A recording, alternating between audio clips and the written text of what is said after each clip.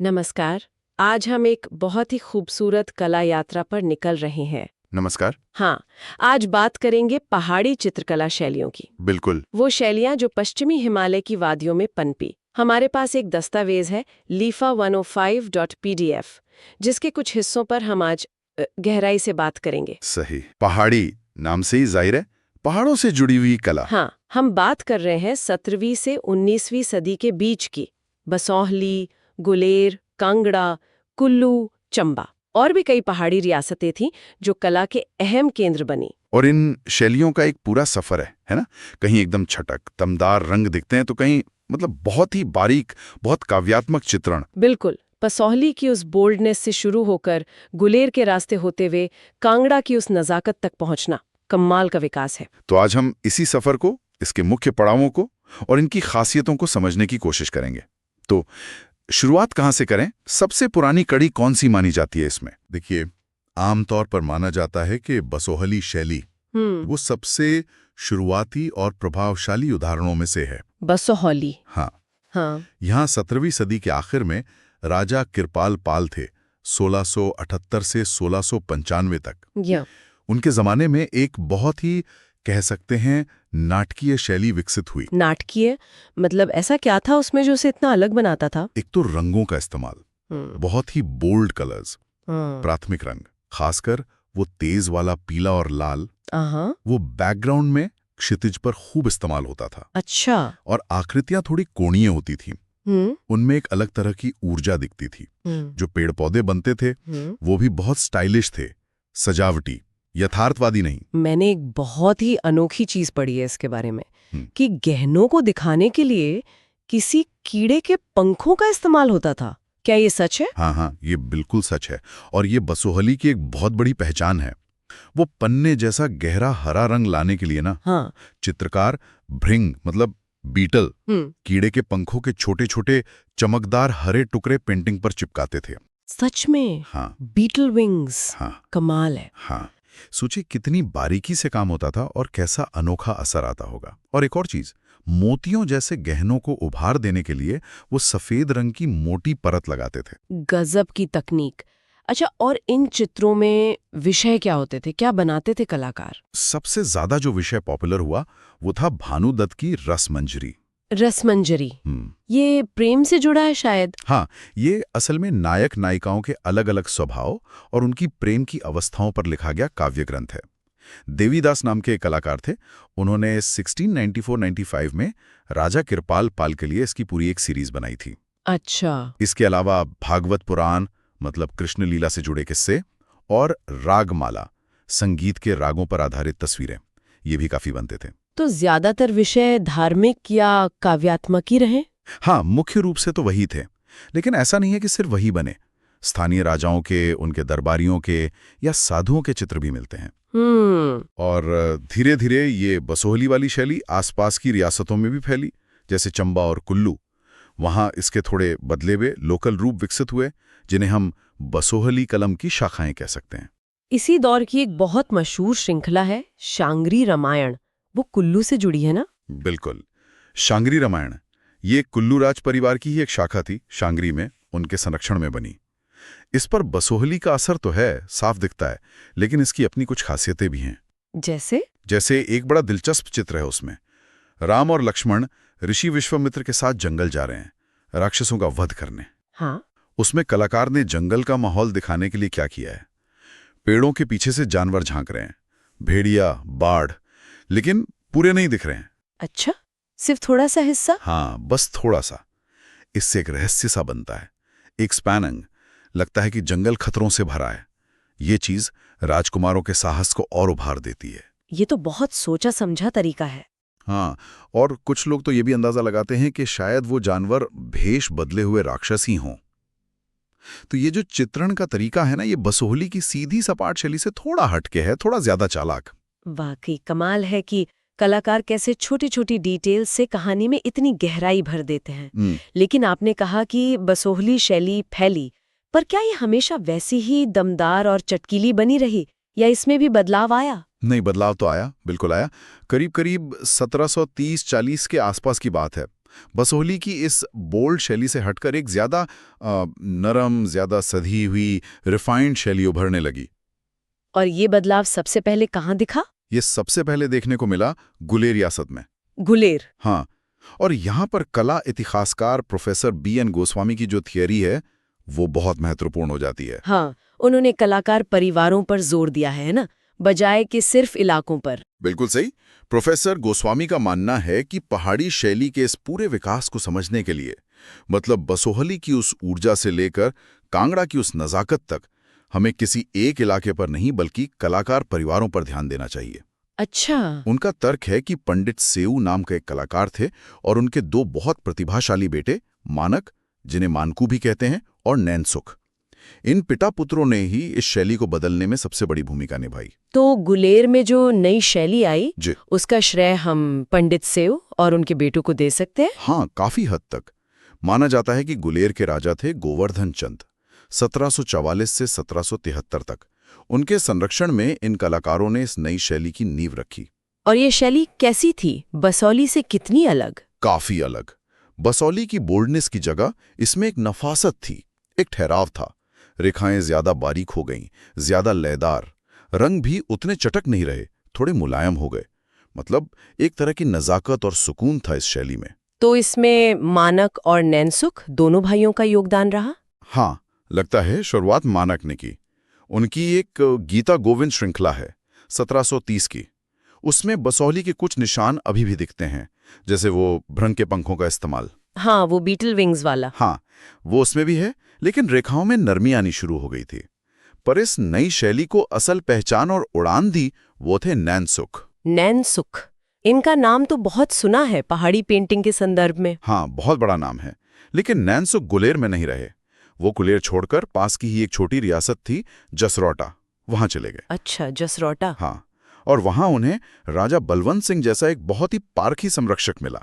नैनसुख ने राजा बलवंत सिंह के जीवन के बहुत ही, कह सकते हैं, निजी और अनोखे चित्र बनाए। निजी मतलब सिर्फ दरबारी चित्र नहीं थे? नहीं, वही तो खास बात है। वो सिर्फ राजा का सिंहासन पर बैठा हुआ पोर्ट्रेट नहीं बनाते थे। उन्होंने बलवंत सिंह को पूजा करते हुए दिखाया, संगीत सुनते हुए, कहीं किसी इमारत का काम देखते हुए, यहाँ तक कि एक चित्र में वो ठंड के मारे शिविर में रजाई में लिपटे हुए बैठे। अरे वाह, ये तो जमाने के हिसाब से बहुत ही अलग बात है। राजा कितने अनौपचारिक पल दिखाना। बिल्कुल, और यही नैनसुख की प्रतिभा दिखती है। उनका जोर सिर्फ एक आदर्श रूप बनाने पर नहीं था, बल्कि व्यक्ति के स्वभाव को, उसके मूड को, उसके माहौल को बहुत बारीकी से पकड़ने पर था। उनके रंगों का इस्तेमाल भी देखिए, बहुत नरम रंग लगाते थे, हल्के पेस्टल शेड्स, और सफेद या ग्रे रंग का काफी खुलकर इस्तेमाल करते थे। ये जो व्यक्तिगत चित्रण पर जोर है और थोड़ी यथार्थवाद की तरफ झुकाव, यही चीज बाद में पहाड़ी शैली और खासकर कांगड़ा शैली की पहचान बनी। और मानक, क्या वो गुलेर में ही काम करते रहे? हाँ, मानक गुलेर में ही रहे। उन्होंने राजा गोवर्धन चंद और उनके परिवार के कई चित्र बनाए, और अच्छी बात यह थी कि गोवर्धन चंद के बाद उनके बेटे प्रकाश चंद ने भी कला को संरक्षण देना जारी रखा। उन्होंने मानक और नैनसुख के बेटों को, जैसे खुशाला, फत्तू, गौधू, अपने दरबारी कलाकार बनाए रखा। अच्छा। गुलेर से ही 1760-65 के आसपास का एक गीता गोविंद का चित्र है, कृष्ण गोपियों को गले लगाते हुए। उसमें ये विकसित होती हुई शैली साफ नजर आती है। तो हम कह सकते हैं कि गुलेर वो पुल बना जिसने बसौहली की बोल्डनेस को कांगड़ा की नजाकत में बदलने का रास्ता तैयार किया। हाँ, बिल्कुल सही। गुलेर वो महत्वपूर्ण पड़ाव था। चलिए, अब आते हैं कांगड़ा शैली पर, जिसे अक्सर पहाड़ी चित्रकला का शिखर माना जाता है। सही कहा आपने। कांगड़ा शैली अपने चरम पे पहुंची राजा संसार चंद के समय में। 1775 से 1823 तक उनका शासन रहा। संसार चंद, ये तो बहुत मशहूर नाम है। हाँ, बहुत महत्वाकांक्षी शासक थे। उन्होंने कांगड़ा को आसपास की सभी पहाड़ी रियासतों में सबसे शक्तिशाली बना दिया था, और वो कला के भी बहुत बड़े प्रेमी और संरक्षक थे। उन्होंने अपनी राजधानी बनाई तीरा सुजानपुर को। तीरा सुजानपुर? हाँ, ब्यास नदी के किनारे। वहां उन्होंने किले बनवाए, मंदिर बनवाए, और कलाकारों के लिए एक बड़ा स्टूडियो, मतलब चित्रशाला भी स्थापित की। तो क्या गुलेर वाले कलाकार ही कांगड़ा चले गए थे? ऐसी कोई बात है? ऐसी संभावना जताई जाती है। कहते हैं कि जब गुलेर के राजा प्रकाश चंद के यहाँ कुछ आर्थिक परेशानी आई, तो उनके दरबार के कुछ मुख्य कलाकार, शायद मानक और उनके बेटे, वो कांगड़ा चले गए, जहां राजा संसार चंद ज्यादा संपन्न थे और कला को खूब बढ़ावा दे रहे थे। अच्छा, तो संसार चंद के दौर में कांगड़ा शैली इतनी ज्यादा क्यों फली फूली? क्या खास वजह थी? देखिए, एक तो संसार चंद खुद कला के बड़े पारखी थे। दूसरा, उन्होंने कलाकारों को बहुत अच्छा माहौल दिया, एक बड़ी चित्रशाला बनवाई। तीसरा, उनका शासनकाल काफी लंबा रहा, करीब 48 साल, और उसमें काफी हद तक राजनीतिक स्थिरता भी रही। इन सब चीजों ने कला के विकास में बहुत मदद की। तीरा सुजानपुर इस शैली का गढ़ बन गया। हालांकि कुछ शुरुआती काम आलमपुर में भी हुआ था, और बाद में जब वो नादौन चले गए तो वहां भी बेहतरीन चित्र बने। कांगड़ा शहर में उतने चित्र नहीं बने, क्योंकि वो ज्यादातर मुगलों या सिखों के कब्जे में रहा। और इस शैली की पहचान क्या है? इसे इतना काव्यात्मक, इतना गीतात्मक क्यों कहा जाता है? कांगड़ा शैली की सबसे बड़ी पहचान है उसकी शांत सुंदरता। उसमें बसोली जैसा जोश या ड्रामा नहीं है, बल्कि एक धीमा, गहरा, सुकून देने वाला सौंदर्य है। अच्छा। रेखाएं बहुत बारीक, बहुत लयदार होती हैं, रंगों में एक मिठास होती है, चमक होती है, और जो सजावटी चीजें बनती हैं वो बहुत महीन होती हैं।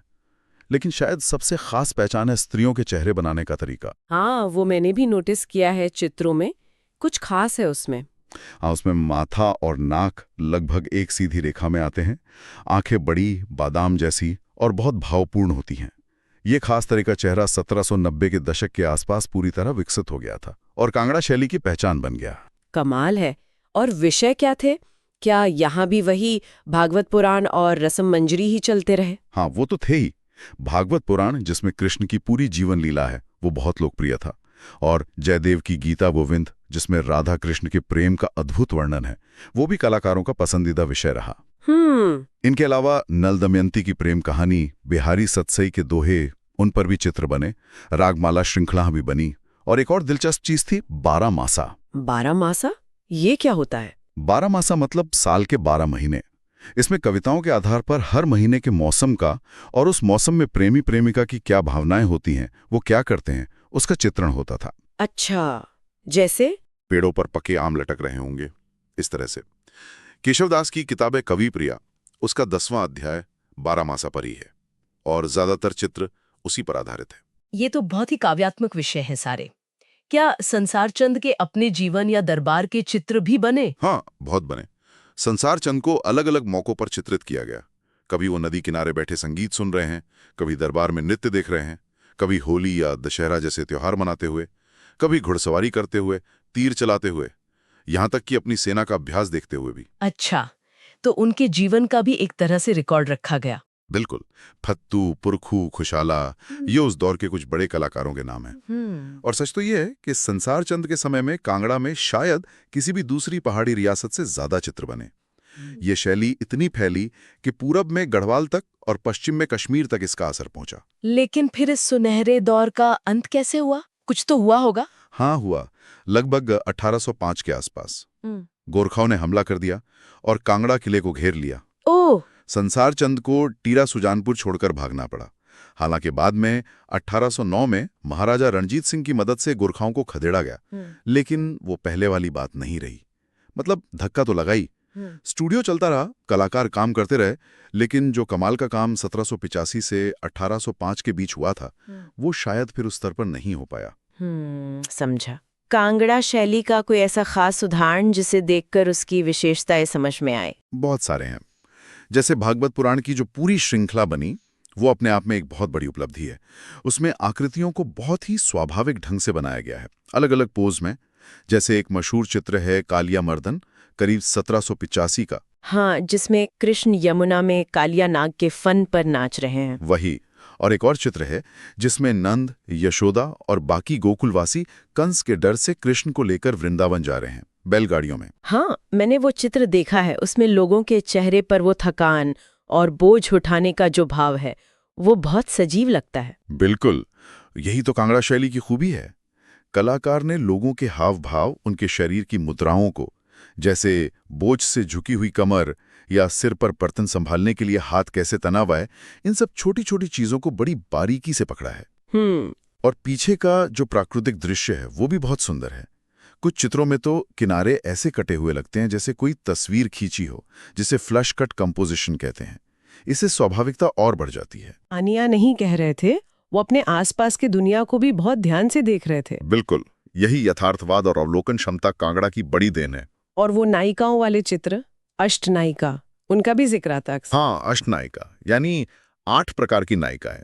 ये भी बहुत लोकप्रिय विषय था। इसमें प्रेम की अलग-अलग अवस्थाओं में या अलग-अलग मनोदशाओं में स्त्रियों को दिखाया जाता था। जैसे कोई अपने प्रेमी का इंतजार कर रही हो, उत्का, कोई उससे रूठ गई है, कलहांतरिता, कोई मिलने के लिए सत-सवर रही है, वास्कसज्जा। इनमें एक अभिसारिका नायिका होती थी जो सबसे ज्यादा चित्रित हुई। अभिसारिका? हाँ, अभिसारिका वो नायिका है जो रात के अंधेरे में हर खतरे का सामना करते हुए, चाहे वो तूफान हो, बिजली हो, जंगल के सांप हो, अपने प्रेमी से मिलने के लिए निकल पड़ती है। अच्छा। इसमें कलाकार को ड्रामा दिखाने का बहुत स्कोप मिलता था। अंधेरी रात, चमकती बिजली, डरावना जंगल और उन सबके बीच नायिका का जुनून और उसका दृढ़ संकल्प। समझ गए। तो बसोहली, गुलेर और कांगड़ा, ये 3 तो मुख्य पड़ाव हो गए पहाड़ी चित्रकला के। क्या इनके अलावा भी पहाड़ी इलाकों में और भी केंद्र थे जहाँ चित्रकला का काम हुआ? हाँ, कई थे। हालांकि इनका वर्गीकरण करना थोड़ा मुश्किल होता है, जैसा हमने शुरू में भी कहा था, क्योंकि शैलियां एक दूसरे से मिलती जुलती भी थीं और कलाकार भी एक रियासत से दूसरी रियासत जाते रहते थे। पर हाँ, कुछ जगहों की अपनी पहचान जरूर बनी। जैसे चंबा में शुरू में बसोहली शैली में वहां के राजाओं के चित्र बने। कुल्लू की शैली थोड़ी अलग थी। चेहरे थोड़े लंबे होते थे, ठोड़ी उभरी हुई, आंखें बड़ी और ज्यादा खुली हुई, और बैकग्राउंड में अक्सर स्लेटी या टेराकोटा लाल रंग का खूब इस्तेमाल होता था। वो शांगरी रामायण तो कुल्लू की ही देन है। और मंडी या गढ़वाल जैसी जगह? मंडी के राजा शिव और विष्णु दोनों के बड़े भक्त थे, तो वहां कृष्ण लीला के चित्रों के साथ साथ शिव पार्वती से जुड़े शैव विषयों के भी काफी चित्र मिलते हैं। ये बात मंडी को थोड़ा अलग करती है। अच्छा, शिवजी के चित्र भी? हाँ, और गढ़वाल की बात करें तो वहां मोलाराम नाम के कलाकार का जिक्र आता है। उनके साइन किए हुए कई चित्र मिले हैं और उन पर कांगड़ा शालिका, खासकर राजा संसारचंद वाले दौर का साफ असर दिखता है। इसी तरह नूरपुर, मनकोट, जसरौटा, इन रियासतों में भी चित्रकला का काम हुआ। उन पर भी बसोहली, गुलेर या कांगड़ा का प्रभाव रहा। जसरौटा तो नैनसुख और राजा बलवंत सिंह की वजह से मशहूर हुआ। और इन शैलियों का आगे क्या हुआ? क्या इनका असर बाद की कला पर भी पड़ा? हाँ, बिल्कुल पड़ा। कांगड़ा शैली का असर तो कश्मीर तक गया। वहां 19वीं सदी में जो स्थानीय हिंदू पोथी चित्रण शुरू हुआ, उस पर कांगड़ा का प्रभाव था। और बाद में पंजाब में सिख शासकों ने भी पहाड़ी कलाकारों को, खासकर कांगड़ा शैली वालों को, अपने यहाँ काम दिया। तो अगर हम पीछे मुड़कर देखें तो इस पूरे सफर में पंडित सेऊ के परिवार की भूमिका तो बहुत ही अहम रही। निश्चित रूप से बहुत ज्यादा अहम। मानक और नैनसुख, इन दोनों भाइयों ने बसोहली से गुलेर और फिर कांगड़ा तक शैली को बदलने में एक पुल का काम किया। और फिर उनके बेटों और शायद उनके शिष्यों ने कांगड़ा शैली के सुनहरे दौर को साकार किया। हाँ, नैनसुख का वो चित्र याद है जिसमें वो खुद राजा बलवंत सिंह के साथ बैठे हैं और एक चित्र देख रहे हैं। हाँ, क्या कमाल का चित्र है वो, है ना? बहुत ही खास लगता है वो। एक कलाकार अपने संरक्षक के साथ इतने सहज रूप में। ऐसा चित्र तो दुर्लभ ही होगा। बिल्कुल दुर्लभ। उसमें जो एक शांति है, एक निजी सा माहौल है। राजा हुक्का पी रहे हैं, पीछे एक संगीतकार है जो बहुत धीरे से मौजूद है, जैसे माहौल को भंग न कर रहा हो, और दोनों जने एक कृष्ण के चित्र को बड़े ध्यान से देख रहे हैं। ये नैनसुख की अवलोकन क्षमता को भी दिखाता है और संरक्षक के साथ उनके गहरे रिश्ते को भी।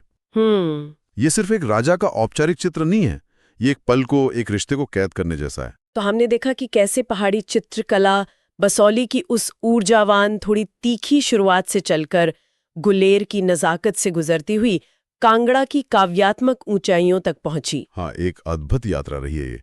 और इस पूरे विकास में हमने देखा कि कैसे कलाकार परिवारों जैसे पंडित सेऊ का परिवार और राजा कृपाल पाल, गोवर्धन चंद, बलवंत सिंह और सबसे बढ़कर राजा संसारचंद जैसे संरक्षकों का कितना बड़ा हाथ रहा। और विषयों में भी कितनी विविधता थी। धार्मिक कथाएं, चाहे वो कृष्ण लीला हो या रामायण, फिर गीता गोविंद जैसे काव्यात्मक ग्रंथ, व्यक्ति चित्र, दरबारी जीवन और प्रकृति का तो बहुत ही सुंदर चित्रण हुआ। बिल्कुल। और कुछ खास तकनीकें और पहचानें भी हमने देखी, जैसे बसोहली में वो भृंग के पंखों का इस्तेमाल। हाँ। या फिर कांगड़ा का वो खास तरह का स्त्री चेहरा। और धीरे धीरे कैसे यथार्थवाद की तरफ, प्रकृति को और इंसानी भावनाओं को ज्यादा बारीकी से पकड़ने की तरफ रुझान बढ़ा। और यहीं पर एक दिलचस्प सवाल मेरे मन में आ रहा है।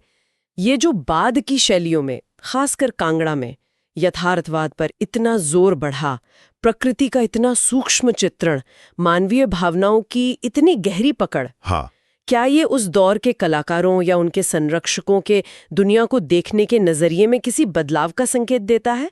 मतलब पहले की जो ज्यादा स्टाइलाइज्ड शैलियां थीं, उनकी तुलना में धार्मिक या काव्यात्मक विषयों के अंदर भी असल दुनिया का इतना गहरा अवलोकन, ये उस जमाने के पहाड़ी दरबारों के सांस्कृतिक माहौल के बारे में, उनकी सोच के बारे में हमें क्या बताता है? ये बहुत अच्छा सवाल है और इसका कोई सीधा जवाब शायद ना हो, लेकिन ये सोचने पर मजबूर जरूर करता है कि कला सिर्फ सुंदरता या कहानी कहना ही नहीं होती, वो अपने समय के समाज, उसकी सोच, उसकी प्राथमिकताओं का आईना भी होती है। ये अवलोकन पर बढ़ता जोर, ये प्रकृति और मानवीय भावनाओं में बढ़ती रुचि, शायद ये उस समय के बदलते हुए सांस्कृतिक मूल्यों की तरफ इशारा करती हो। ये एक ऐसा विचार है जिस पर हमारे श्रोता शायद आगे और सोचना चाहें। बिल्कुल, कला हमें सिर्फ अतीत की कहानियां ही नहीं सुनाती, वो हमें सोचने के नए रास्ते भी दिखाती है।